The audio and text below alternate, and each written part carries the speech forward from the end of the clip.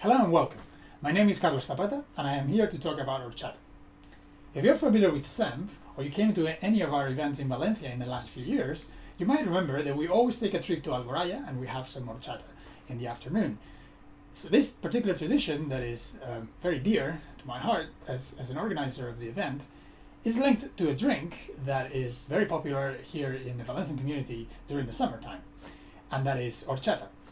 This particular drink is made for chufas. These are some natural chufas from a famous horchateria in Valencia. And I wanted to take the opportunity, now that we have this particular circumstance of the pandemic and we're not able to have any physical meetings, to disseminate the word about this fantastic drink. And to do so, we're going to review a little bit of its history, talk about its biological properties, and eventually just try to paint a picture of how it came to be and how it became this very popular local drink that we have here. All right then, so let's begin with our talk. Cyperus esculentus is the scientific name of the plant from which we extract the tubers that make horchata. So in this little talk, I'd like to summarize some of the basic facts about this plant and the history of the crops and the beverages that have been made for millennia from these tubers. So let's begin with the biological description of the plant. So what is Cyperus esculentus? Well, as you can see from this image, Cyperus esculentus is a grass-like plant. It grows in mild climates in general.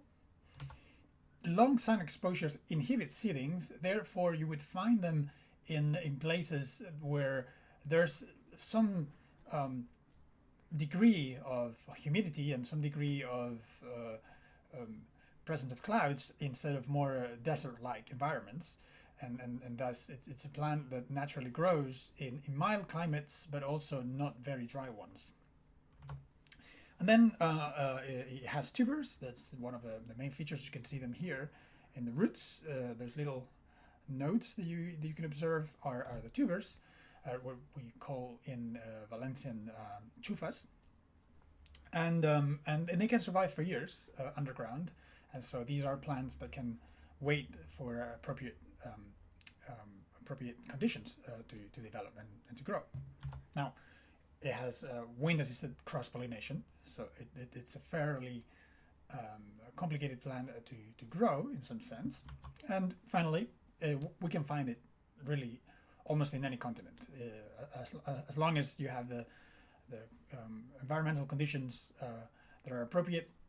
This plant is widespread across the world. Now, what is the history of this plant with humans?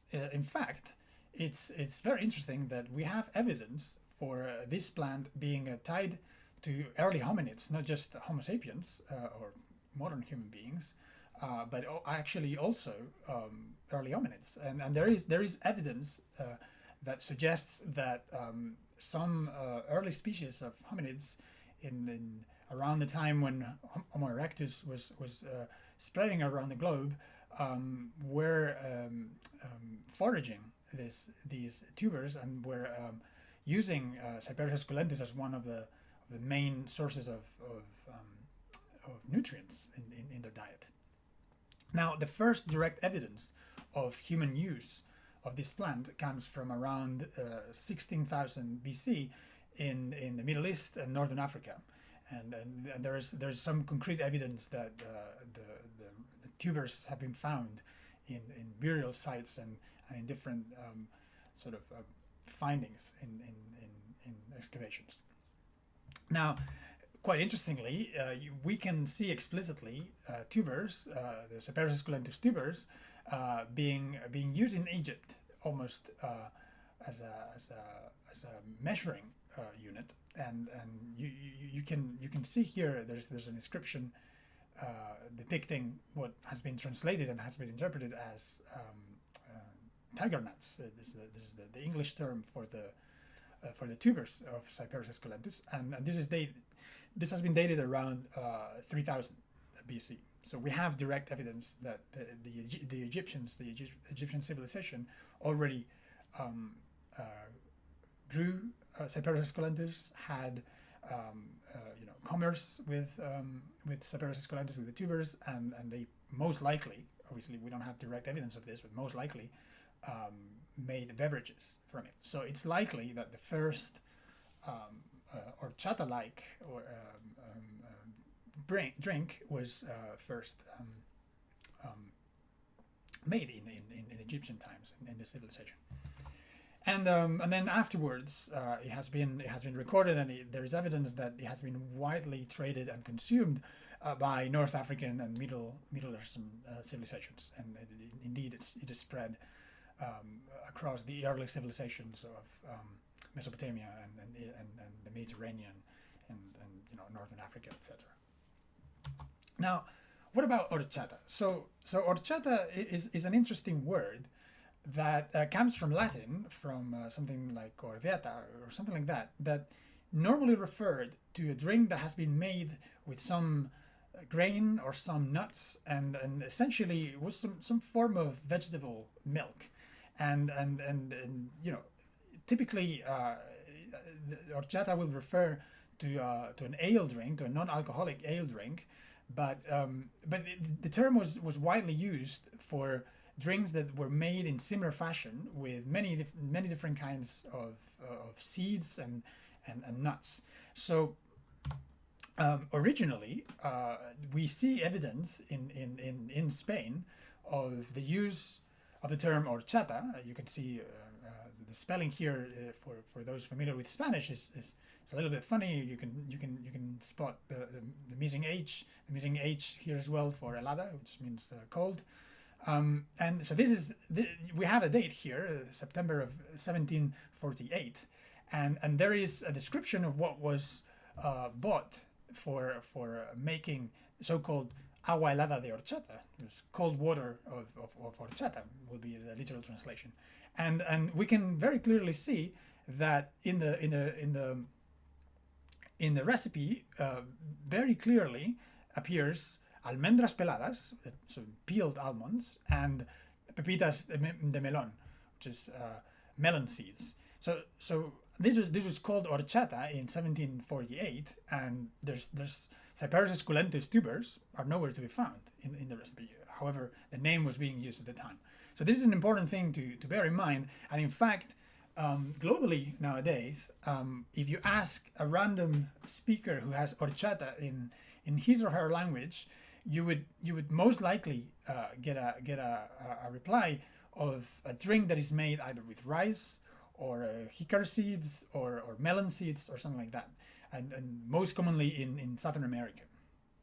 And the reason for this is, well, essentially a lot of countries that had Hispanic influence in recent history have developed their own versions of horchata, as you can see here in the 18th century.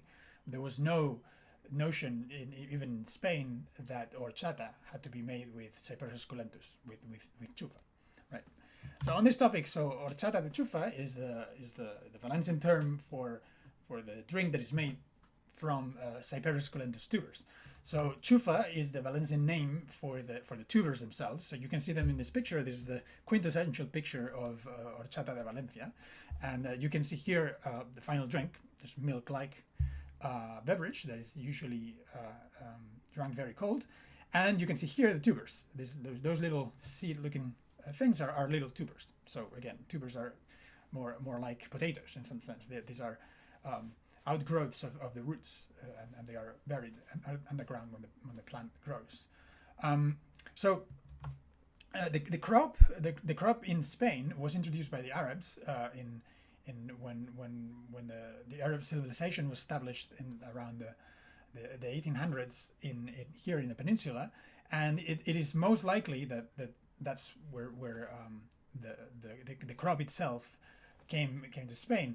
It's likely that the crop didn't catch on in southern regions of Spain because of the dry weather that you find in these regions, and so Valencia, when you travel from Gibraltar to the north along the coast, is the first region where the climate becomes considerably less dry and in some sense has probably enough rain and enough clouds on average in the sky that allows for the crop to really catch on in those regions. It's likely that the reason why chufa has been grown in Valencia probably since the times of the Arabs is particularly that is as you travel north from southern Spain, it's one of the natural first regions where things where the Cyperus esculentus can grow.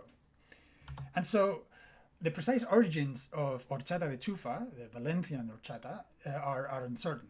Nobody really knows exactly when the recipe came to be, but it's very likely that as there is some indirect evidence that so there is some actual direct evidence, sorry, that the drink, the horchata drink that was being made with rice or almonds or any other kind of nuts and seeds was also made with chufa, because chufa was cheap and it was nutritious and people liked it.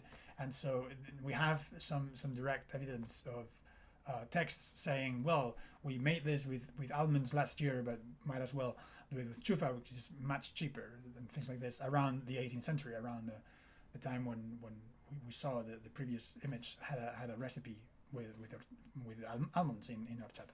So it's quite likely that comes from around that time, and it is certainly unlikely that the Arabs themselves brought the drink as we know it today.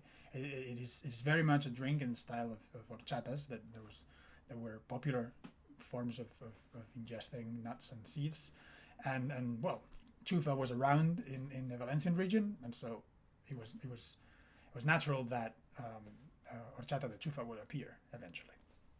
And so the other typical thing that one has with horchata, and if one's ever experienced the horchata culture here in the Valencian community, is that you have fartons alongside it. And so one might, be led to believe that this fartons are so ancient, or are comparatively ancient to the drink, that they're always sort of paired together.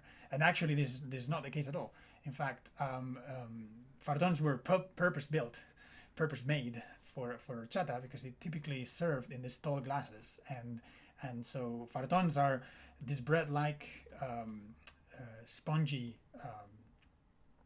bakery items that you're basically just dunk in the horchata, and they soak up all the liquid, and they have almost no flavor themselves, except for maybe the topping, the sugar topping. They are very tasteless, so they are perfect for absorbing all the flavor in the horchata, and then you can bite on horchata somehow. It's a very satisfying experience, I can say personally, and they were made for this in the 60s, when in the different horchaterias in Valencia, the big families that were traditionally producing horchata began their more industrial sort of endeavors. And then, as a side note, it's a curiosity that shows how widely spread the Cyperus esculentus has been throughout history, is that in Nigeria there's a drink called kunuaya, and apparently the recipe is very, very similar to horchata de chufa, to Valencian horchata de chufa, and so this is somehow convergent evolution of horchatas in two different regions of the world with no connection whatsoever, and in different times in history and by different peoples with different languages and everything, we come to the same truth about this delicious drink.